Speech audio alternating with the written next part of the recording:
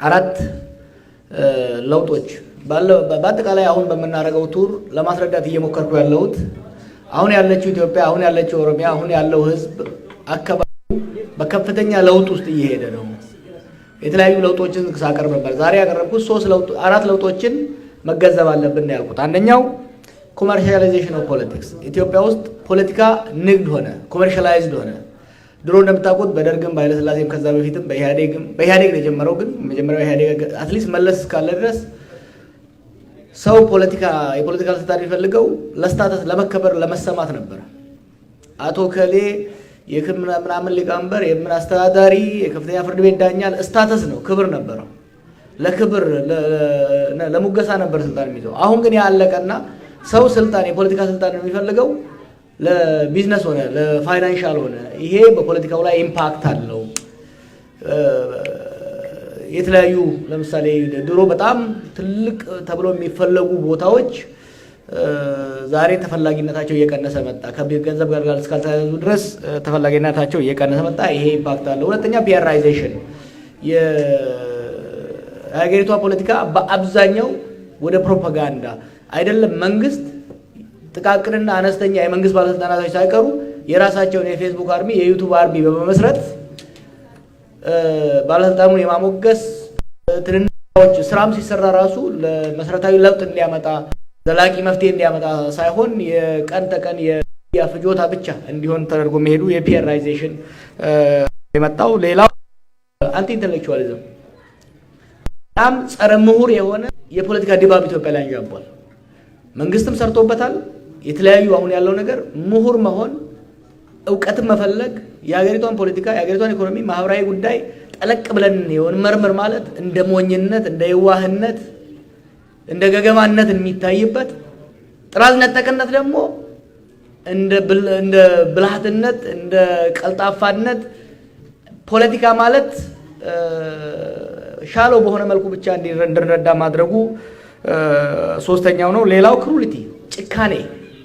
እዛ ሀገር ውስጥ ጦርነት እንግዲህ ሀገሪቷን በጦርነት የተመሰረተችው ከዛ ወዲህም በደርግ ጊዜ በኢህአዴግ ጦርነቶች ነበሩ። አሁን ባለፈው 4 ዓመታት የምናያቸው ክሩሊቲ፣ ጭካኔ የሚደረጉት ይሄ ሰው ከነነፍሱ ማቃጠል፣ ሬሳ ማቃጠል፣ በሬሳ መጫወት እዛ ሀገር ውስጥ ታቡ። እንግዲህ ሬሳ ራሱ ማየት ምን ያህል እንደምንፈራ ታውቃላችሁ ድሮ። አሁን ግን ያለው ይሄ ደግሞ የመንግስት ወታደር ብቻ አይደለም፣ በተለያየ ኃይል ቦታ ሰልፎ ያለው ኃይል ለሞት ለሬሳ ድሮ ታቡ የሆኑ ነገሮች እየተሰባበሩ መምጣታቸው ነው። እና እነዚህ አራቱ ነጥቦች የሀገሪቷን ፖለቲካ ትራንስፎርም አድርጎታል። ወደፊት ሀገር ለማዳንም እኩልነትም ዲሞክራሲም ሰላምም ለማምጣት በምናደርገው ስራ ውስጥ እነዚህን ለውጦች ከመገንዘብ አለብን። እነዚህ ሳንገነዘብ የምናወጣው ስትራቴጂ የኢንሴንቲቭ ሜካኒዝሙን በደንብ ስለማይረዳ ለውጥ ለማምጣት ይከብዳል ነው ያልኩት። እንግዲህ ሰመራይዝ ነው ያደረኩት።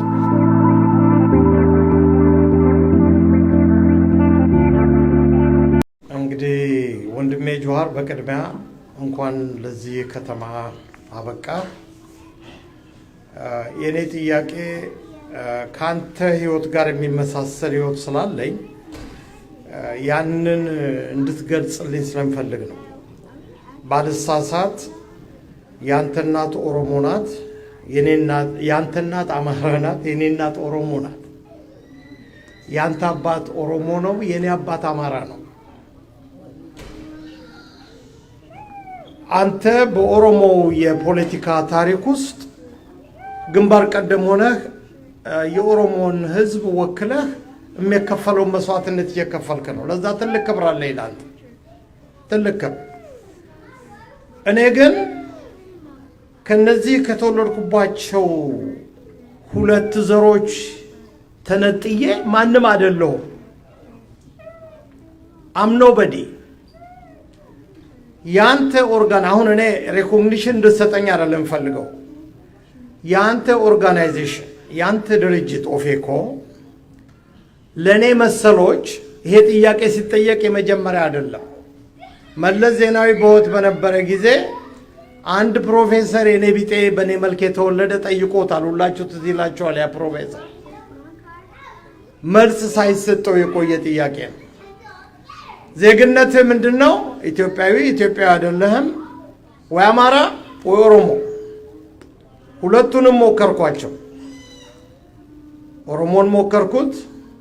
ኦሮሞ በስሜ ምክንያት ሪኮግናይዝ ሊያረግ ፈቃደኛ አይደለም። ግደለም 27 ዓመት የተሰበከውን ስለማውቁ አይገርመኝም። አማሮቹ ጋር ሄድኩና ደግሞ አማራ እንደዚህ ቦታ ያለው አማራ ነኝ ብዬ ደግሞ እነሱ ጋር ሄድኩ። እነሱ ደግሞ ነው በቂ አማራ አይደለህም፣ አማራም አትመስልም አሉ። ይሄን አሁን ታሪክ ለመፍጠር ብዬ አይደለም የምናገረው። ምን አረኩ ለራሴ ለ3 ዓመት እዚህ ያላችሁ ብዙዎቻችሁ ታውቃላችሁ። ዶክተር ብርሃኑ፣ ዶክተር እሸቱ፣ ዶክተር ያሲን ሰብስቤ እስኪ ምንድነው ማድረግ የምንችለው? ኦሮሞ አገር እየመራ ነው። እንዴት ይሄ ባንዲራ ይሄ የምናየው ዋርካ እንዴት ለመገንጠል ለመበጣጠስ ራሱን ያዘጋጃል? እንቀበልም አንቀበልም አገር እየመራ ያለው አሁን ኦሮሞ ነው። ኑስኪ ቁጭ ብለን 27 ዓመት በወያኔ ቲዮሪ ልንገናኝና ልንነጋገር ሳንችል የቀረንበት ጊዜ ረጅም ነው። ኑ ቁጭ ብለን እንነጋገርና ኢትዮጵያዊ ነን ከምንለው ጋር ለኛ ሩም ካላችሁ ከናንተ የምንማረውም ካለ ልንማር፣ ከሌለም ደግሞ ልታስተምሩን ይገባል ብዬ 3 ዓመት ተሰበሰብ። ከ3 ዓመት ስብሰባ በኋላ ምንም ላይ ሳንደርስ የናንተ ስር ተፈጠረ፣ አንተና የቦ በቀለ። በዛ ምክንያት ነገሮች ሁሉ በያሉበት ቆሙ ቀሩ ማለት ነው። ወንድሜ አሁን እንድትነግረኝ የምፈልገው መጀመሪያ ኦፌኮ በኢትዮጵያዊነት ያምናል ወይ? ኢትዮጵያ እንድትኖር ያስባል ወይ? ይሄ መጀመሪያ ጥያቄ ነው። ኢትዮጵያ እንድትኖር እፈልጋለሁ ብሎ በፖሊሲ ውስጥ ያካተተ ከሆነ ደግሞ እግረ መንገዱን ይሄን ጥያቄ መልሶ መቆም አይችልም። አንቀጽ 39ን በምንድን ነው የምተካው? ምንድነው እዛ ላይ ቮት ለማድረግ ያንተ ኦርጋናይዜሽን ወይም ያንተ የፖለቲካ ድርጅት ያንን ሊያነሳው ፈቃደኛ ነው? ይሄን ስል ፌዴሬሽኑ ይፍረስ እያልኩ አይደለም። የዛ ድሪምም የለኝ። እኔ ፖለቲከኛ አይደለሁም ቱ ቢጊን ዊዝ። ግን የሚሰማኝንና አሁን ላለንበት ሁኔታ እዚህ ደረጃ ድረስ ያመጣንን ነገር ስለሰማሁ ነው። ቅድም ስትናገር 100% እንኳን ኦሮምኛውን ባልሰማ ብዙ መደረግ ያለባቸው ወደፊት አገር እንደ አገር እንዲቀጥል በትምህርት ቤት በምሁራን በኩል ያለውን ከዛም አልፎ በነጋዴውና ሀብታም ለመሆን በሚፈልገው ሰው በኩል ያለውን ነገር ስታስቀምጥ ይሄ ሁሉ ሊሆን የሚችለው ግን አንድ አምብሬላ ካለ ነው። ያንን እንዴት ነው መፍጠር የምንችለው? ምንድነው ለኔ የዛሬ ዓመት ስትመጣ ያንተ ፓርቲ እኔን የሚያጠቃልል ነገር ይዞ ይመጣል ወይንስ እኔን መሰሎች ተገለን እናልቅና ኦሮሞ የሚባል ብቻውን ንጹህ ኦሮሞ ካለ ነው? 40 ሚሊዮን ያለ ነው። 40 ሰዎች አይደለንም። ዶንት ፎርጌት ዛት 40 ሚሊዮን የኔ ቢጤዎች አለን ኦሮሞ ውስጥ ተወለድ። ኦሮሞ ላይ ያደረስነው በደል ካለ አባቴ ያደረሰው ካለ አባቴ ነው መጠየቅ ያለበት እንጂ እኔ ለአባቴ ተወካውኝ መጠየቅ አልችልም። እና የሆነ ያለውን ደግሞ እያንዳንዱ እዚህ ቤት ያለ ሰው ሁሉ ያውቃል። ጥያቄን እዚህ ላይ በኔ በኩል ያለውን ላቁምና አንተ አሁን እዚህ መጥተህ ብዙ ቦታ ሄደ የተነጋገርካቸው ንግግሮች አዳምጣለሁ አልፎ አልፎ በምችለውን ያህል ኦሮምኛውን እስከገባኝ ድረስ ኢትዮጵያ መፍረስ የለባትም የሚል ነገር አንድ ከተማ ውስጥ ስትናገር ሰምቻለሁ። አይ ሆፕ እዚህም ይሄንን ፕሪች ታረጋለህ ብዬ ተስፋ አረጋለሁ። ስታረግ ግን አሁን እዚህ ያሉ እህትና ወንድሞቼ ኦሮሞዎች ወይም ሌሎቹም ከሌሎች ኢትዮጵያውያን ከኔ መሰሎች ጋር አንተ ጥለህልን የምትሄደው አንድ ነገር አለ? አብረን ልናረግ የምንችለው ነገር ይኖራል ወይስ ዝም ብለን እንደጨመርነው ነው የምንቀጥለው? ይሄንን ብሬክ ዳውን አድርገህ ብትነግረኝ በጣም ደስ ይለኛል። ስላዳመጥከኝና ይሄን እድል ስላገኘው በጣም አመሰግናለሁ ወንድሞቼ። እግዚአብሔር ይስጥልኝ። የጠየቀኝ ስለ ግለሰብ ሰውዬው ይቀጥል ነው የምትለው? ጓዶች፣ የኢትዮጵያ ችግር ከአብይ በላይ ነው። የአብይ ትልቁ ስህተት ብቻዬን ኢትዮጵያን አሻግራለሁ ብሎ ማሰቡ ነው። this was his mistake። የኢትዮጵያ ችግር በጣም ተወሳስቧል። የዛሬ 4 ዓመት ውስብስብ ነበር። አሁን ግን ያው ውስብስብ በብዙ እጥፍ ጨምሯል። የዛሬ 4 ዓመት የውስጥ ቁርሾ የውስጥ ልዩነት ነበረ። አሁን ግን የኢትዮጵያ የግጭት ኢንተርናሽናላይዝድ ሆኗል።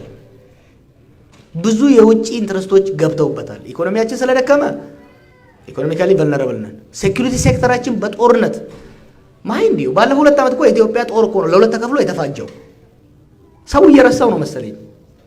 27 ዓመት የተገነባው የሀገራዊቷ መከላከያ ለሁለት ተከፍሎ ነው የተጨፈላለቀው።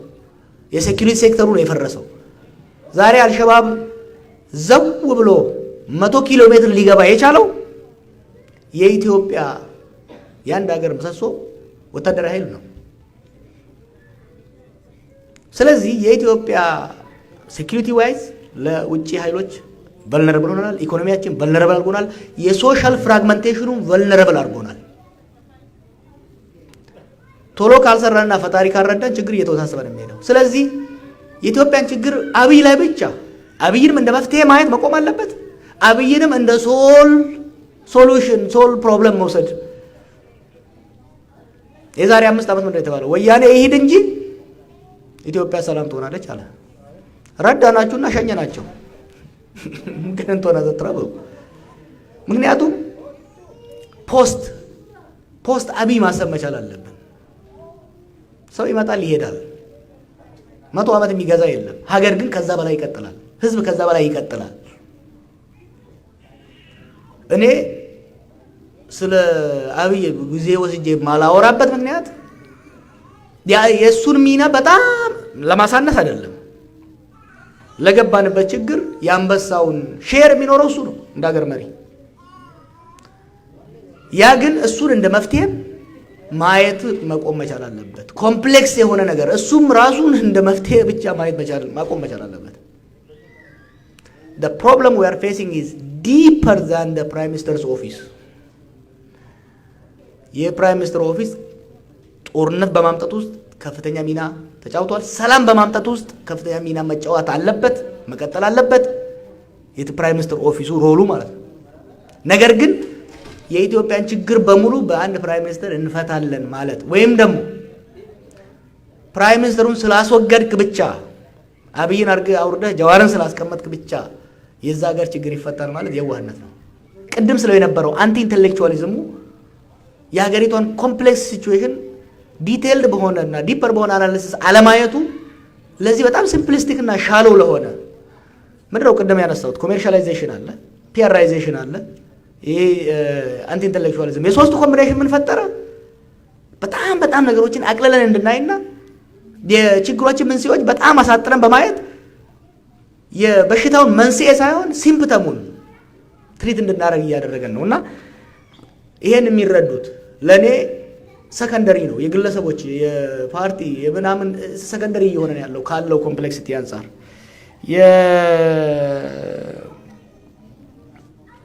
የሌላው ለምን እዚህ ቦታ ደረሰ? እንግዲህ ረጅም ጊዜ የሚወስደው ተደራርበው የመጡ ናቸው። ከነበሩት ከንጉሱ ዘመን ጀምሮ ከሀገር ስቴት ፎርሜሽን ጋር ተጀምሮ የነበረው እየተደራረበ የመጣው ግን የችግሮቹ ዋና መንስኤ እነዚህን ችግሮች ለመረዳት ራስን አለማዘጋጀት።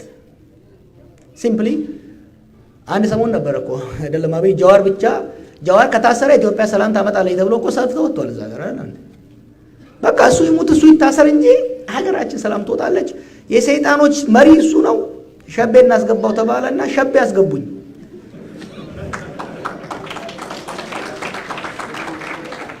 እኔን ከጭቅጭቁ ገላግለው ሀገሪቷን ችግር ውስጥ ከተቷት። ፕሊዝ የዛ ሀገር ችግር ኢትስ ቢገር ዛን ኢንዲቪጁዋልስ። የዛ ሀገር መፍትሄ ኢዝ ቢገር ዛን ዋን ግሩፕ ኦር ዋን ኢንዲቪጁዋል። ምን ያህል ያለ ሰዓቶችን ለሚቀጥሉት ፊል ፍሪ ቱ ጎ። ጀዋር ከተማችን በመምጣት በጣም እናመሰግናለን። ጥያቄያችንንም ለመስማት ከተማችን ድረስ በመምጣት እናመሰግናለን። መንግስቱ ከኔ በፊት ተናገረና ብዙ ነገሮች ያላሰብኳቸውን አሳሰበኝ፣ አስታወሰኝ። እና ጊዜ ወሳጅ ይሆናልና ብዙዎቹን ባልጠቅሳቸውም በአንተ ልጀምርና ከዛ በኋላ ደግሞ የኔን ኤክስፒሪየንስ እነግርሃለሁ ማለት ነው። ጁሃር ስላንተ ብዙ የተለያየ ፊሊንግ ውስጤ በእኔ ውስጥ ሄዷል ማለት ነው። አሜሪካን እያለ ድንጋይ ወርውሩ፣ መንገድ ዝጉ፣ እንዲህ ነው የሚደረገው ስትል ይሄ ሰውዬ ሀገር ሊያጠፋ ነው፣ ሀገር እያጠፋ ነው፣ ህዝብ እያጠፋ ነው ብዬ በዛ ደረጃ አስቀምጬ ነበር እና ወደ ሀገርም ገባ ሲባል ሀገር ሊያስፈርሱ ነው፣ ሀገር ሊበተን ነው እያልኩ በዛ መንገድ ነበር አንተን ማስብ ማለት ነው። ከዛ በኋላ ተመልሰ ደግሞ ኢትዮጵያ ውስጥ ገብተህ ይቅርታ ሶሪ ኢትዮጵያ ውስጥ ከገባ በኋላ ደግሞ የተናገርካቸውን ያደረካቸውን በየቦታው እየሄድክ ከሰዎች ጋር ንግግር ባደረግበት ጊዜ ያደረጋቸውን ንግግሮች በማየት በጣም ለአንተ የነበረኝ ሀሳብ ተቀየረ። በጣም ከፍ አድርጌ ወሰድኩ እና እቺን ሀገር ካለችበት መከራና ችግር ውስጥ ሊያወጣት ይችል የሚችለው ሰው ይሄ ሰው ነው እና ይሄ ሰውዬ ወደ ላይ ከፍ ብሎ መቀመጥ አለበት፣ ይሄንን ህዝብ ሊያሰባስብ የሚችለው ይሄ ሰውዬ ነው ብዬ በጣም ያንተ ሳፖርተር ሆንኩኝ ማለት ነው። እና አንፎርቹኔትሊ የተፈጠረው ተፈጥሮ እስር ቤት ገባ እና አሁን ከወጣ በኋላ ደግሞ ኦሮምኛ አልናገርም። ፊንፊኔ ተወልጄ ባድግም ቤተሰቦቼ ከአማራ ክልል የመጡ ስለሆነ አልተማርኩም። ኦሮሞዎችም ደግሞ በሰዓቱ የነበሩት ስለደከሙ ደካሞች ስለነበሩ ፊንፊኔ ውስጥ ኦሮምኛውም እንዲሰፋ አላደረጉም። አንፎርቹኔት አልተማርኩም እና ኤኒዌይ የተተረጎመውንም ምንም ያለውንም ሰምቼ እንዲህ ይሄ ሰውዬ ይህንን ሰውዬ እናስቀጥል ነው የሚለው እንዲ አውቶቡሱን ከዚህ ናውጣ ነው እንዲ የሚለው ይሄ ሰውዬ ለየትኛውም ህዝብ አልሆነም። ከመጣ ጊዜ ጀምሮ ይቺ ሀገር ሞት ውስጥና ሞትን ያስቀጠለች ሀገር ነች እና እስኪ እንግዲህ ይመጣል ከተባለ ቴንኪዩ አህመድ ጋብዞኝ ናና ስማ ራስን ጥያቄ ካለ ጠይቅ ብሎኝ ስላለኝ መጥቻለሁ እና ይህንን እንድታብራራልኝ እፈልጋለሁ። እኔ እርግጠኛ አይደለሁም አሁን አንተ ስልጣን ላይ ያለው ሰውዬ በምን አይነት ሁኔታ ይቀጥል ወይም ደግሞ ምን አይነት ኢትዮጵያ ትቀጥል እንደምትል አላውቅም። እኔ የመፈራረስ ችግር የለብኝም፣ የሰው መሞት ችግር ነው ያለብኝ። አገር መፈራረስ ካለበት ቢፈራረስ ምንም ችግር የለም። ትንንሽ ሀገር ሆኖን መቀጠል እንችላለን። ሰው ከሌለው ግን ምንም ትርጉም የሌለው ሀገር ነው የሚሆነው እና የመፈራረስ ችግር የለብኝም። እና አሁን መንግስቱ ሲናገር አንድ ውስጤ የገባ ነገር አለ። ድሮ እኔ ኢህአዴግ ቲፒኤልኤፍ ኢትዮጵያ ገባ ሲባል ተቃዋሚ ነኝ፣ ይሄ ነገር እነዚህ ሰዎች ሀገር ሊያፈርሱ ነው እያልኩኝ ኢትዮጵያ ሄጄ መጀመሪያ እስካየሁበት እስከ 96 ድረስ ተቃውሜ ነበረ። 96 ግን ኢትዮጵያ ሄጄ ያየኋቸው አንዳንድ ነገሮችና የብሔር ብሔረሰቦች የሚባለውን ነገር ሳይ በጣም አይቼ ደግፌ ነው የመጣሁት። ከዛ በኋላ ኮንቲኒየስሊ ደግሞ ተመላለስኩበት ቁጥር ኢቨን ዶ ስርዓቱ ስቲል ችግር ቢኖረውም መስተካከል የሚችል ነገር ነው። ሁላችንንም እኩል አድርጎ እስካመጣን ድረስ ሁላችንም ጋር መከባበር እስካለ ድረስ የተሻለ ነገር ይመጣል ብዬ ደግፌያለሁ ለብዙ ጊዜ እና አሁን የደረስንበት ቦታ ደግሞ እንደርስ ያደረገን ምንድን ነው የሚለውን ነገር ያው የራሴ አስተሳሰብ አለኝ። ከአንተ ግን መስማት ይሄንን ነገር በጣም እፈልጋለሁ። ሌላው ኮሜንት ሲደረግ ባየሁት እና ለምን እዚህ ቦታ ደረስን የሚለው የኔ እዚህ ሀገር በጣም ብዙ ጊዜ ኖሬያለሁ። ሁል ጊዜ ግን በኢትዮጵያ ስም ሲሰበክ ወይም በኢትዮጵያ ኮሚኒቲ ስም ስንሰበሰብ 90% የምንሰበሰብ የነበርነው ሰዎች አማራዎች ነን። ሌሎቹ አልመጡም። ሌሎቹም ስላላከበርናቸውም ይሁን ምንም በሰዓቱና በቦታው ላይ አልተገኙም። በዚህ በኦሊምፒክ ስር ነው የምነግርህ አሉ ብዙዎቹ እዚህ እና ያ እነዛ ሰዎች አክሰፕት ተደርገናል ተፈልገናል ብለው ውስጣችን አልገቡም። እና አሁንም የኢትዮጵያን ነገርና ኢትዮጵያ እያለ ሌሎቹን ማቀፍ ያልቻለው ያ ኮሚኒቲ ነው። አሁንም እንዴት ተደርጎ ነው እነዚህ ሰዎች ሌሎች ብሔረሰቦችን ማቀፍና መመልከት የሚችሉት? እንዴት ነው ሁላችንም አንድ ላይ ማስቀጠል የምንችለው አገር? ከዛ በተጨረፈ ደግሞ እንድትነግረኝ የምፈልገው የትግራይን ጉዳይ እንዴት ነው የትግራይን ህዝብ ስቃይ እንዴት ነው በምን አይነት መንገድ ነው ሊፈታ የሚችለው? ይሄ ከከበባ ሊቆም የሚችለው እና አስፈላጊ የሆኑ ነገሮች ሊደርስላቸው የሚችለው? አመሰግናለሁ። ታንክ ዩ። እኔ ማየት የሚፈልገው ኢትዮጵያ ምን መሰለህ? ኦፌኮም ማየት የሚፈልገው ኢትዮጵያ በኦሮሞነት ሰው የማይሸማቀቅበት፣ በአማራነት የማይሸማቀቅበት፣ በሶማሌነት የማይሸማቀቅበት፣ አማራም ሶማሌም ለመምረጥ ደግሞ የማይገደድበት ለምሳሌ የኔ ቤተሰቦች በአባቴ በኩል ሙስሊም ነኝ ብያለሁ። የእናቴ ቤተሰቦች ክርስቲያኖች ናቸው፣ ኦርቶዶክስ ናቸው። ሙስሊም ቤተሰቦች እንዲሸማቀቁ አልፈልግም፣ ክርስቲያን ቤተሰቦች እንዲሸማቀቁ አልፈልግም። ያ ብቻ አይደለም፣ ከሁለቱ ተወልዶ ሁለቱንም የማይከተል ደግሞ የመኖር መብቱ ጴንጤዎች አሉ፣ ፕሮቴስታንት የሆኑ የኔ ዘመዶች አሉ። የግድ ኦርቶዶክስ ሙስሊም ሆኑ ማለት የለበትም። the same applies to interethnic marriage። ስለዚህ እኛ ማየት የምንፈልገው ሁለቱን መጠንቀቅ አለብን። ኦሮሞነትንም አማራነትንም ኦሮሞ ነኝ አትበል አማራ ነኝ አትበል፣ እሱም አይሰራም። ሰው ኦሮሞ ነኝ ማለት መብቱ መጠበቅ አለበት፣ አማራ ነኝ ማለት መብቱ መጠበቅ አለበት። ኦሮሞ ነኝ ብሎ ግን አንተም እንደኔ ኦሮሞ ሁን ማለት ደግሞ የለበትም። በቃ ከሁለቱም ጋር አይደንቲፋይ ያለ ማድረግ መብትም መከበር አለበት ማለት። እኛ መስራት የምንፈልገው ግለሰቦች ሁለቱን ለመሆን አይቻልም። አይደንቲ ፎርሜሽን በተለይ ደግሞ መልቲ ኤትኒክ በሆነ ኢትዮጵያ አገር ውስጥ ምንድነው የምታየው? ሲስተሞች ናቸው። መልቲ አይደንቲ የተለያየ አይደንቲ ያለው ማህበረሰብ ግለሰብ ስርዓቱን የሚያስቸግር። ለምሳሌ ሙስሊምና ኦሮሞ ሆነህ ወይም ደግሞ አማራና ሙስሊም ሆነህ የስርዓቱ በሃይማኖትና በብሔር መካከል ያለው ነገር ነው ወሳኙ። ሁለት አይደንቲቲዎች ሶስት አይደንቲቲ ይዘህ ኮምፕሊመንተሪ ሊሆኑ ይችላሉ። ስርዓቱ ኢንተርቪን ሲያደርግ ግን ኮንትራዲክተሪ ይሆናሉ። ሰው አንዱን የመምረጥ መገደድም የለበትም፣ መምረጥም መከልከል የለበትም። እኛ እንደ ኦፌኮ መመስረት የምንፈልጋት ኢትዮጵያ ኦሮሚያ ኢትዮጵያ ብቻ አይደለም፣ ኦሮሚያ ውስጥ ባይ ዘ ወይ እኛ ኦሮሚያ ራሱ ህብረ ብሔራዊ ነች ብለን ነው የምናምነው። ኦሮሚያ ውስጥ የሌለ ብሔር የለም። አማራ ኦሮሚያ ውስጥ በየቀበሌው ደረጃ አለ። እኛ አማራን ያገለለች ኦሮሚያ ኢንቪዥን አናረግም፣ አይቻልም፣ ኢምፖሲብል ነው። አማራ በአማራነቱ ኦሮሚያ ውስጥ ተከብሮ መኖር አለበት፣ ሴኩር መሆን መቻል አለበት። ጉራጌ የሌለበት ከተማ ንግድ ቦታ የለም። እኛ መመስረት እንፈልገው ኦሮሚያ ኢትዮጵያን ትልቁን ሌላው ክልል በኦሮሚያ ደረጃ ራሱ ሰው በሰውነቱ ማንኛውም ብሔር እንደ ማንኛውም የአካባቢው ተወላጅ ሰርቶ ወጥቶ በሰላም መግባት አለበት። ይሄንን መንግስት ጋራንቲ ማድረግ አለበት ብለን ነው የምናምነው።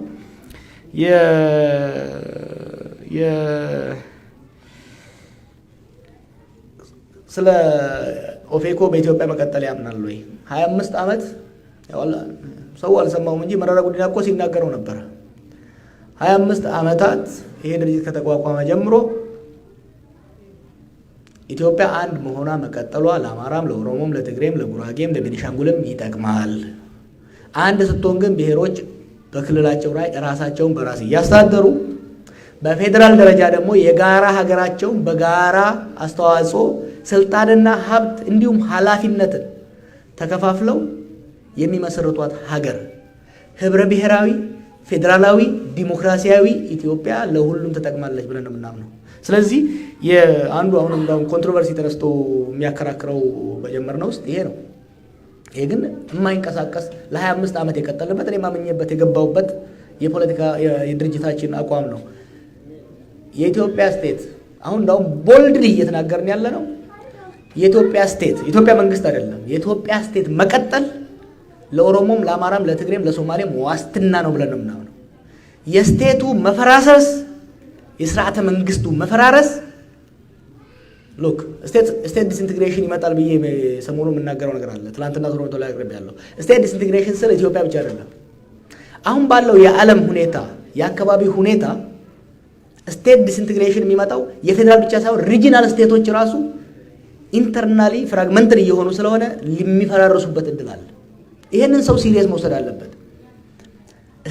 ስቴት ፎርሜሽን ቀላል ነገር አይደለም። ስቴትን ማፈራረስ ህዝብን ማፈራረስ ነው። ለኛ የኢትዮጵያን ስቴት መቀጠል የኦሮሚያ ስቴት መቀጠል ዋስትና ነው ብለን ነው ምናምን ሁለቱም ማስቀጠል እንፈልጋለን። ይሄን ስንል ግን ኢትዮጵያን ለማስቀጠል በጉልበት መካሄድ አለበት ብለን እናምነው። በጉልበት የህግ በላይነት የሀገር ዳር ድንበር ምንን በብለን ደርግ እንዳረገው አሁን ምን ብልጽግና እንዳረጉት ሌሎች እንዳረጉት መሄድ አንፈልግም። የሀገር አንድነት ዋስትና የህዝቦች ስምምነትና የህዝቦች ድርድር ውጤት ነው ብለን የምናምነው። የህዝቦች ነፃነትና እኩልነት የሀገር አንድነት ዋስትና ነው ብለን የምናምነው። በጉልበትና በጠመንጃ የሚመሰረት አንድነት በአሸዋ ላይ እንደተገነባ ቤት ነው ብለን የምናምነው። ኢትዮጵያ ውስጥ ደግሞ ይሄንን አይተነዋል። በውይይት ቅድም በእንግሊዝኛ እንዳስቀመጥኩት አሁን ባለው ሁኔታ በአራት ስቴጅ ኢትዮጵያ መሄድ አለበት ብለን እናምናለን። አንዱ ጦርነት መቆም አለበት። ኢትዮጵያ ውስጥ እየተካሄዱ ያሉ ጦርነቶች መቆም፣ ሲዝፋየር መቆም አለበት። ጦርነት መቆም አለበት። ጦርነትን ካቆምን በኋላ ጦርነት አቆሙ ስንል ትጥቅ ፍቱ፣ እጅ ስጡ አይደለም እያልን ያለ ነው። ሳይለንስ ይዘገን፣ አትሊስት ጠመንጃ ተኩስ ይቁም። ወደ ፖለቲካ ማዕቀፍ እንመጣለን። ተኩሱን እናቆማለን፣ እንደራደራለን። በድርድሩ ውስጥ አዲስ ግንኙነት ወይ ያሉትን በማሳደስ ወይ አዲስ በማምጣት ኒው ሶሻል ኮንትራክት ላይ እንደርሳለን። ከዛ በኋላ ብሔራዊ እርቅ፣ ሀገራዊ እርቅ ባለፉት ዓመታቶች ከፍተኛ ቁስል በህዝባችን ውስጥ ተፈጥሯል። ስለዚህ እርቅ እናወራለን። ከእርቅ ጋር ፍትህ የማስፈን የፈረሰ ሀገር የመገንባት ስራዎች አብሮ ይመጣሉ። መጨረሻ ላይ ወደ ዲሞክራታይዜሽን እንሄዳለን። ስለዚህ ሁለት ሮድ ማፕ ያስፈልገናል ማለት ነው። የመጀመሪያው ሮድ ማፕ ፎር ፒስ፣ ሁለተኛው ደግሞ ሮድ ማፕ ፎር ትራንዚሽን ያስፈልገናል። ሉክ ምን ያህል እንደከሰር 4 ዓመታት ስንል የነበረው ምንድን ነው? ዊ ኒድ ትራንዚሽን ሮድ ማፕ ስንል ነበረ። እሱን እምቢ ስላሉን ወደ ጦርነት አስገቡን። ወደ ኋላ ተመልሰን እንደገና አሁን we're starting from way behind እና ይሄ ነው የምናየው። ጆሃርን የምጠይቀው ጀስት ፓርቲንም ወክለህ ብቻህን መልስ ልትሰጠኝ እንደማይችል አውቀዋለሁ። ስራ አስፈጻሚ የራሱ መዋቅር አለው። ግን እንደ ኦሮሚያ ተጽዕኖ ፈጣሪነት ነው ጥያቄ የምጠይቅህ። እኔ እርግጥ እዚህ የኢትዮጵያ ኮሚኒቲ ሙስሊም ኮሚኒቲ ፕሬዝዳንት ነኝ። እሱ ወክዬ አይደለም የመጣሁት፣ በግሌ ነው። ጥያቄ ግን ተወልጄ የሚያደግኩት ወሎ አካባቢ ስለሆነ አሁን ላይ ወሎ ማህበረሰብን የኦሮሚያ ህዝብ እስከምናቀው አንዳንዶቹ ኦሮሚያ ማህበረሰብ በጥቅል አቃፊና አብሮ የኖረ ህዝብ ነው።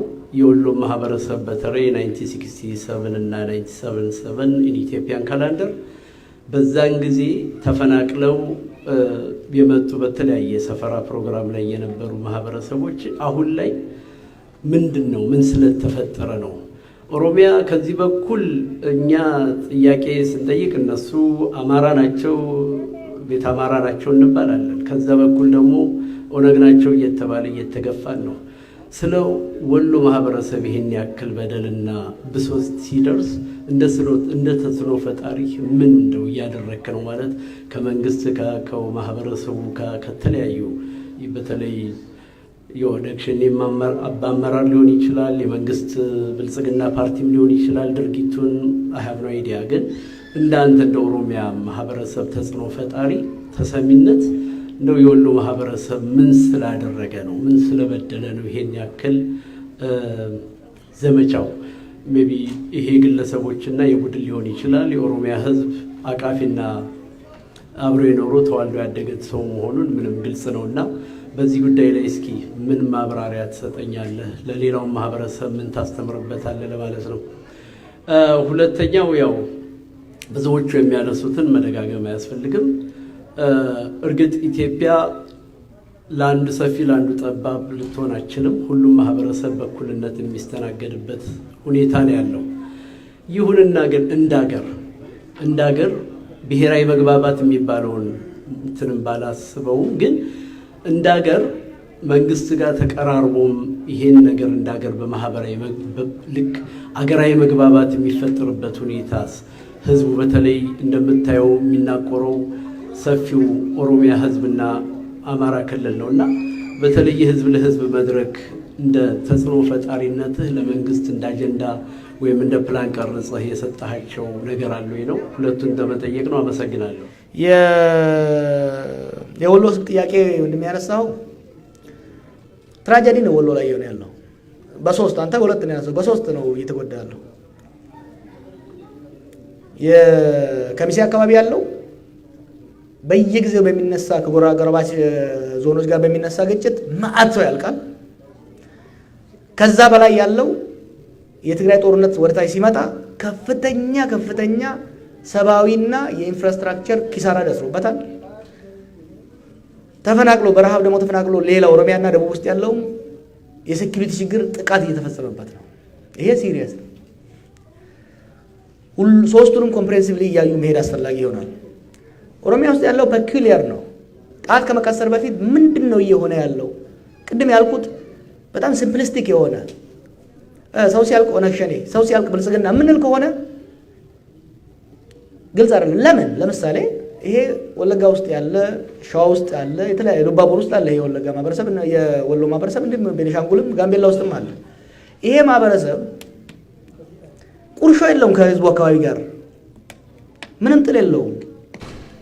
ሶ ኮሚናል ቫዮለንስ አይደለም ማለት ነው። ብዙ ጊዜ አንድ ማህበረሰብ መጥቶ የሆነ ቦታ ሲሰፍር የእርስ በርስ ግጭት ነው የሚፈጠረው፣ ኮሚናል ቫዮለንስ ነው የሚሆነው።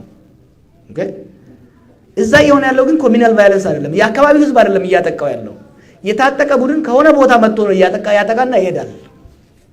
ይሄ ቡድን ማን ነው? መንግስት ኦኤልኤ ላይ ጣቱን ይቀስራል። ኦኤልኤ ነው ወይ ብለህ ኬርፉሊ ስታየው ምን ኢንሴንቲቭ አላቸው? ለምን እናየውም? ለከተማ ውስጥ ያለውን አማራ ሲያጠቁት አናይም። ሌላ ቦታም ያለውን ማህበረሰብ ሲያጠቁት አናይም። ዋይ? ኢንሴንቲቭ አይታየኝም። ዲፌንድ ነሱ ለማድረግ አይደለም፣ ኢንሴንቲቭ አይታየኝም። ኦኤልኤ ደግሞ መንግስት ነው ያደረገው ይለኛል። መንግስት ደግሞ ለምን ያጠቃል? ወይ ደግሞ እኔ እንደምጠረጠረው ሀገሪቷ ውስጥ ብዙ የተደራጁ ወታደራዊ ኃይሎች እየገቡ ነው። በመንግስትም ኦሮሚያ ውስጥ እየሆነ ያለው ነገር በአብይና በመሮ ብቻ የሚመራ አይመስለኝም። እኔ ያ ብቻ አይደለም፣ ካልተጠነቀቅን አማራ ውስጥ እንደዛ አይነት ነገር ሊፈጠር ይችላል። እየተፈጠረም ያለ ይመስለኛል። ሶማሌ ክልል it was the most peaceful for last 4 years። አሁን ግን ኦል ኦፍ ሰደን አልሸባብ እስከ 100 ኪሎ ሜትር ገባ የሚባልበት ሁኔታ ታያለ። this proliferation of armed groups በመንግስትም በአማጺ አመራር ቁጥጥር ስር ያሌሉ ኃይሎች እንደ አሸን እየፈሉ ነው ሀገሪቷ ውስጥ።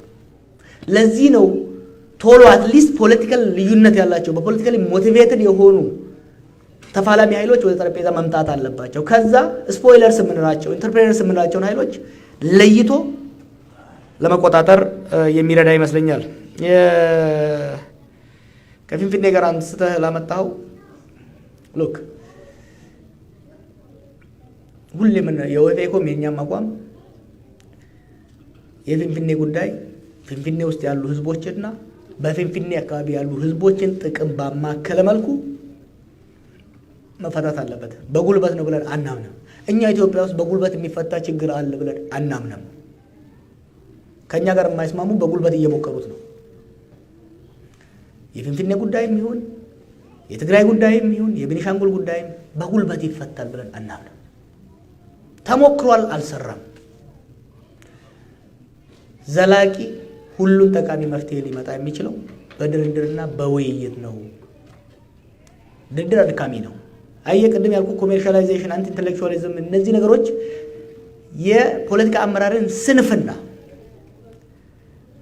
ክርክርን፣ ድርድርን በመጥላት ለፖለቲካ ችግር አንዱ በተለይ ኢህአዴግ ውስጥ የመጣው ነገር ምንድን ነው? ከየቦታው ሰብስበው ነው ካድሬዎቹን መንግስት የገነቡት። ስለዚህ እነዚህ ወይ ትሬን ያደረጓቸው ቆመጥያዥ እኮ ነው ያሰለጠኑት። አብዛኛው ቆመጥያዡ ነው ወደ ስልጣን የመጣው።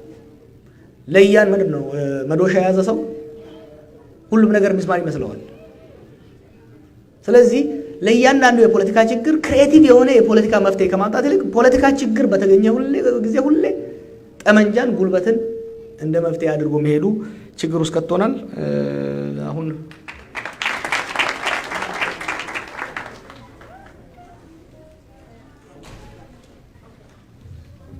Thank you for the invitation. በጣም አመሰግናለሁ ለኢንቪቴሽኑ ለጥያቄ በጣም አመሰግናለሁ። ካሳሁን ንጉሴ ሻምቦ and ሸገር ተወልጄ ነው ያደግኩት። ከኦሮሞ ቤተሰብ ከኦሮሞ ወታደር ቤተሰብ ነው ተወልጄ ያደግኩት እና ያው በኦሮሞነቴ በአዲስ አበባ ላይ ወይም whatever ፊንፊኔ፣ ሸገር፣ አዲስ አበባ ተወልደን አድገናል። የኦሮሞ ጥያቄ my family 4-5 ወታደሮች ነበሩ፣ የኦሮሞ ወታደሮች እና የኦሮሞ ጥያቄ አሁንም at the end የእኩልነት ጥያቄ ጀዋር before that ከእሳት ውስጥ ወጥተህ ለዚህ በመብቃት በጣም ነው ደስተኛ ነን። በጣም ነው የምናመሰግነው። ግን የኦሮሞ ጥያቄ የመጨረሻው የሚፈታው አዲስ አበባ ላይ በኦፌኮ ፕላን ምንድን ነው የወደፊቱ እና የኦሮሞ ጥያቄ የሚፈታው ወይም ደግሞ የኦሮሞ የእኩልነት ጥያቄ የሚፈታው ወይም የሚቋጨው አዲስ አበባ ላይ ነው ብዬ ስለማምን ነው። እና ኦፌኮ ምንድን ነው ፕላኑ እና ወይንስ ተዋግቶ ነው ወይ አዲስ አበባን የእኩልነት ጥያቄ የሚመጣው? እና ያ ነው ጥያቄ። እና በጣም አመሰግናለሁ። እንኳን ለዚህ አበቃ። በኢትዮጵያ ድሮ የምንሰበሰበው አማራዎች ብቻ ነበርን አልክ። አሁን ከዛ የባሰ ችግር ውስጥ ገብተናል ወዳጄ። ኢትዮጵያ የምትባለዋን ነገር ሁሉም ትቶ የራሱን ጎጆ ሰርቷል። አማራውም የአማራ ጎጆ ሰርቷል፣ ኦሮሞም የአማራ ኦሮሞ ጎጆ ሰርቷል፣ ትግራይም የትግራይን ጎጆ ሰርቶ የሀገር ጉዳይ አባንደን አደረገ ሰው በሙሉ።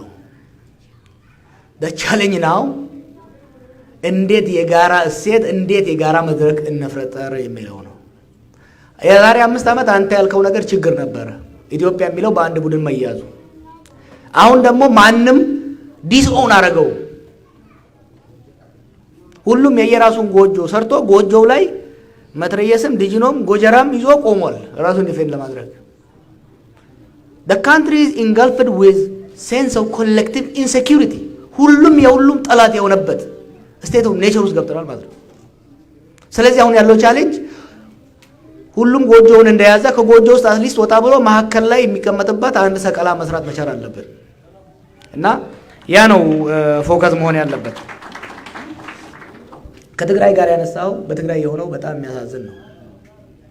በትግራይ ብቻ አይደለም፣ ያ ጦርነት እንደገና መጥቶ በአማራ ላይ በአፋር ላይ ከፍተኛ ጉዳት አድርሷል። ሀገሪቷን በጣም ኢኮኖሚካሊ፣ ዲፕሎማቲካሊ፣ ሴኩሪቲ ዋይዝ በጣም አውርዷታል። የትግራይ ችግር የትግራይ ብቻ አይደለም። የትግራይ ወንድሞቻችንም የትግራይን ችግር እንደ ትግራይ ብቻ ካያችሁት አደጋ አለው። ሌላውም ደግሞ አይ ይሄ ችግር የትግራይ ነው እነሱ ይወጡት ካለው አደጋ አለው። የኢትዮጵያ ችግር ነው፣ ሀገራዊ ችግር ነው። ጦርነቱ ውስጥ የገባ ነው እንደ ሀገር ነው። ሰላምን ማምጣት ያለብን እንደ ሀገር ነው። ትግራይንም አፋርንም አማራንም ኦሮሚያንም መልሰን መገንባት ያለብን እንደ ሀገር ነው። ሀገራዊ መፍትሄ ያስፈልጋል። ቅድም እንዳልኩት ለትግራይም ለኢትዮጵያም መጀመሪያ ጦርነት መቆም አለበት። ትግራይ ላይ በተለይ ደግሞ ሲጁ ማለቅ አለበት። the siege need to end። አሁን ትግራይ ውስጥ ወደ 5 ሚሊዮን ሰው መሰለኝ እርዳታ የሚያገኘው። ከዛ ውስጥ እኮ አብዛኛው እርዳታ አይፈልግም። ለመሰላችሁ እርዳታ ላይ ያለው ባንክ የለውም፣ ኤሌክትሪክ የለውም፣ ቴሌኮም የለውም። ትግራይ ውስጥ ዛሬ ሚሊዮነር ብትሆን ከባንክ ብርን ስለማታገኝ በዩኤን እርዳታ ነው የምትኖረው። ባንኪንግ ሰርቪስ ከተጀመረ ሳይዘብል የሆነው ሰው ከእርዳታ ይወጣል። ኤሌክትሪክ የለም። ኤሌክትሪክ ቢቀጠል ፋብሪካዎች፣ የተለያዩ ኢንዱስትሪዎች ስራ ይጀምራሉ። አብዛኛው ሰው ከእርዳታ ወጥቶ ራሱ ወደ መቻል ይመለሳል ማለት ነው። ቴሌኮም የለም። ቴሌኮም ቤተሰብ ለመደዋወል ብቻ አይደለም። የኢትዮጵያም ኢኮኖሚ እኮ እንደምትርቁት አይደለም። ኮሜርሻል እንትን እየሆነ ነው፣ እየተያያዘ ነው፣ ከዲጂታል ኢኮኖሚ እየሆነ ነው ያለው። ስለዚህ ከእርዳታ ተደጋፊነቱን የእርዳታ ላይ ዲፔንደንት የሆነውንም ለመቀነስ ይረዳል። ያ ብቻ አይደለም። ለትግራይ አመራርም ፊንፊኔላ ላይ ላለው አመራርም የድርድሩ ወደፊት እንዲያስቀጥሉ የፖለቲካል ካፒታል ይሰጣል። ስለዚህ አርጀንትሊ እነዚህን ሰርቪሶች የማስቀጠል ከዛ ያ በቂ አይደለም። ጊዜያዊ የተኩስ አቁም አለ።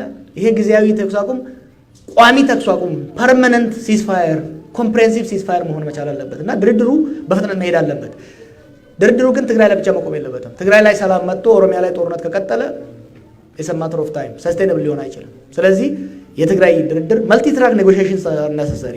የትግራይ ላይ ኔጎሺዬሽን ይቀጥል፣ ኦሮሚያ ላይ ኔጎሺዬሽን ይቀጥል፣ ቤኒሻንጉል ላይ ኔጎሺዬሽን ይቀጥል። 2 years 3 years ዳውን ዘ ሮድ አንድ ላይ መጥተው ብሔራዊ ድርድር ሀገራዊ ድርድር ውስጥ ልንገባ እንችላለን። ስለዚህ በዛ ውስጥ ማየቱ አስፈላጊ ነው ብዬ ነው የማስበው። Welcome to Brother Johar. Seeing him again in Winnipeg is an honor, and really the time you guys are suffering in jail many times. We try to have a prayer for you guys because in politics, going to jail is an obvious thing because as politician, you have two rooms in this world, either in a palace, being a ruler, or in jail, being there because people they don't like what you say. To go shortly, the question I have to Mr. Johar, where is the Prime Minister?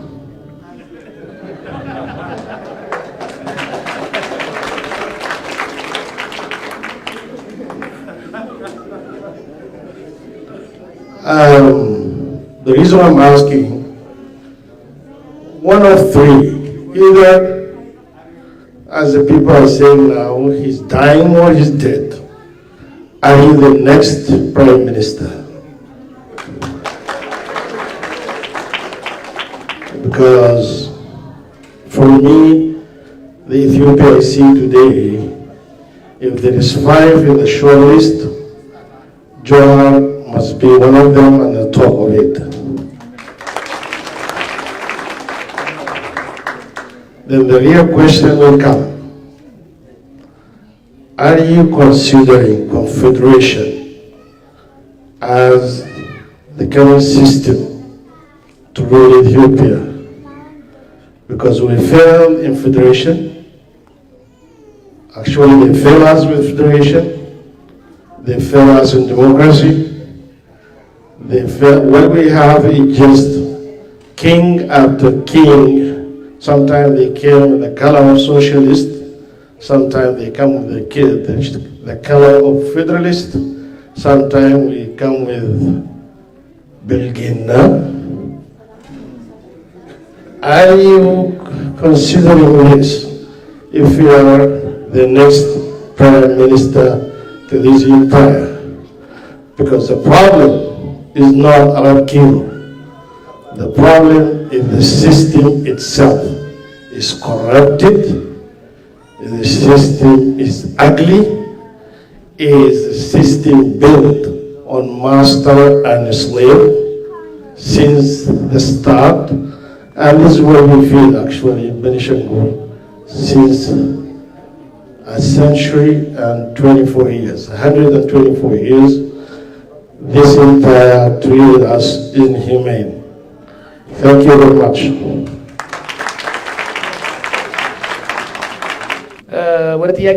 The question from my brother from Benishangul. Thank you for coming. The people of Benishangul has been going through some difficult time, particularly what's happening to the Gumus. It's shameful. It's actually sad. It's really, I feel ashamed even explaining what's happening to the Gumus people. In Africa, aren't we all Africans? You know, I went to Asosa with Bakale. I saw true racism for first time in Asosa. The Highlanders, Oromos and Amharas and others, the way they look down on dark-skinned people, it's really shameful. Now in Matakal, people are being killed for their skin. Can you believe Yamaman Siralaju? So Kalaru Ataito, Selata Bicha Igadalanko.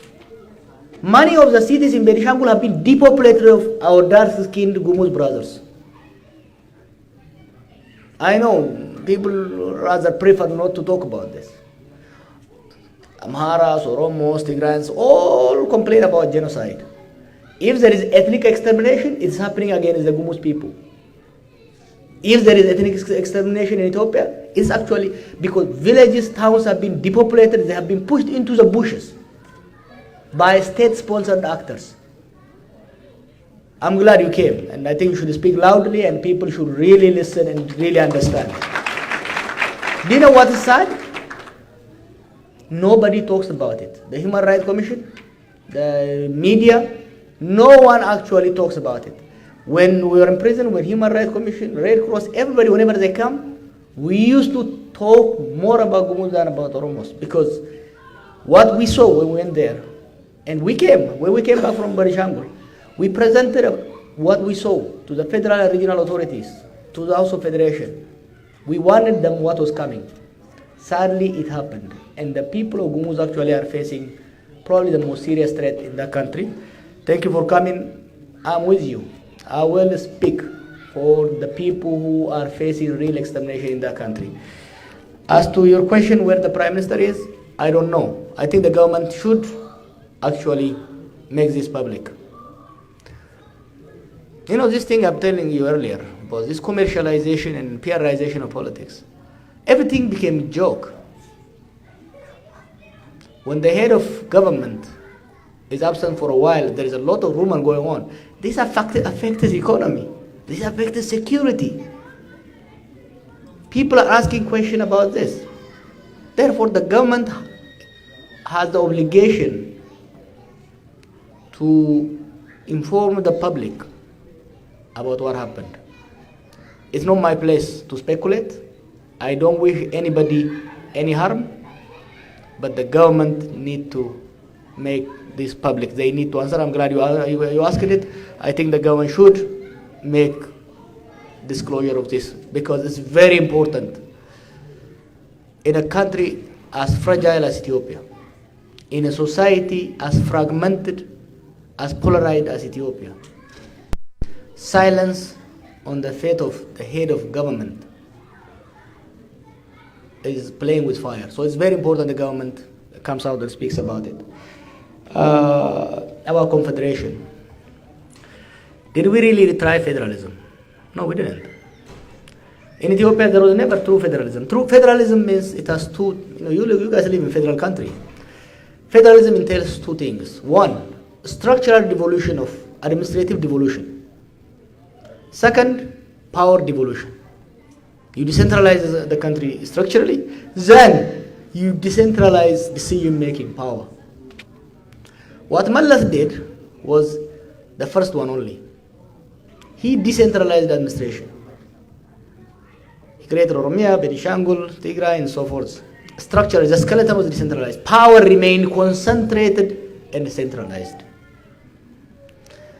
By the way, you cannot have a federal system without democracy because the whole concept of federalism entails vertical as well as horizontal negotiation and bargain.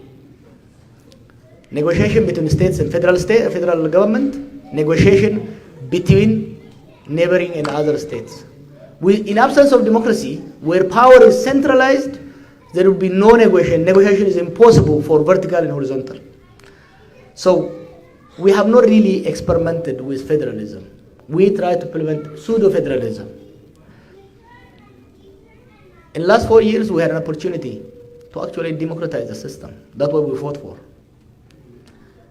And instead of democratizing, instead of correcting the defect of federalism, they wanted to re-centralize it. Boom, that's the problem you have now. So moving forward, we shouldn't really rush towards experimenting with something new. Let's try to fix what we have. But I'm not going to debate whether federalism or confederation is important. I have my own opinion. I've studied it. I have my own position. I will present it when the time comes. What's needed actually is to open a space for this kind of discussion to take place in a structured manner. I think 4 steps are necessary for Ethiopia to come out of the current situation. The first is ceasefire. We cannot talk about federation, confederation, democracy, and so on in the presence of active war. So ceasefire in Tigray, ceasefire in Amhara, ceasefire in Benishangul, ceasefire in Oromia. I'm not talking about disarming, but silencing the guns. Once we silence the guns and bring the political actors into the political space, we move to the next phase, which is negotiation. We need to develop a new social contract. We need to negotiate issues you are raising about the structure of the state, horizontal relation between communities, vertical relation between communities, individuals, and the state has to be negotiated. It has to be discussed. So, ceasefire, negotiation. Number three is reconciliation. Since the formation of state and even during our lifetime, a lot of suffering and pain have been caused. The social fabric has been torn apart. So we need to negotiate. We need to reconcile the society. we have to seek truth and justice. So on the third, we come to reconciliation. At the end, once we do ceasefire, negotiation, reconciliation, which also entails reconstruction, justice, and so forth, then we come to democratization. 5 years ago, I was talking about democratization. Now I don't talk much about democratization, because you cannot talk about democratizing a state that is engulfed in multiple civil wars. So we end the civil war, we negotiate the new social contract, we reconcile our society, then we move toward this democratization. So we're going to need 2 roadmaps. First, a roadmap for peace, then roadmap for transition to democracy. But first, roadmap for peace is essential. ወንድሜ ላነሳው ጥያቄ it doesn't matter ግን ያንተ እናት አማራ ነው ያልከው አሮጊቷ ኦፌንድድ እንዳትሆን ብቻ። እናቴ የሸዋ ኦሮሞ ነች እና አይ ጭብጨባ ያስፈልገው ሺ ኩድ ሃቭ ቢን ምንም እንትን የለውም። there is nothing wrong about having an Amhara mother, Harari mother, Somali mother, Faranji mother, nothing. that doesn't change. የኛ አመራሮች እኮ ብዙ የኛ አመራሮች የተሰዉት they were half and half. It's a reality. ኦሮሞና አማራ በብዛት መጋባቱ is a reality in the country. There's nothing wrong about having an Amhara mother or an Amhara father or a Somali mother or father. ፋክት ብቻ ስለሆነ እናቴ የቱለማ ኦሮሞ ከጫንጮ አካባቢ ከጣሊያን ወረራ በኋላ ቤተሰቦቿ ተፈናቅለው አርሲ አርባጉጉ ሰፍረው እዛ ከዝምድና ለማጠናከር ቱለማዎቹ ለአርሲ ዳሯት። እዛ ሰልማ እኛን ወለደች። የሷ ቤተሰቦች በሙሉ ግን የሰላሌ ኦሮሞዎች ናቸው፣ ኦርቶዶክስ ክርስቲያኖች ናቸው። በት አሁንም ሪፒት ላድርገው፣ እሱ ያነሳው ጥያቄ በጣም ሲሪየስ ጥያቄ ነው። ከተለያየ ብሔር የተወለደ ወደፊትም እየተወለደ ይቀጥላል። እዚህ ራሱ እኮ ከፈረንጅ ጋር ከህንድ ጋር ከፓኪስታን ጋር እየተጋባችሁ አይደለም እንዴ? ኢስ ሪያሊቲ። ይህን ጥያቄ አድሬስ ማድረግ አስፈላጊ ነው፣ ለኦፌኮ ብቻ ሳይሆን እንደ ማህበረሰብ።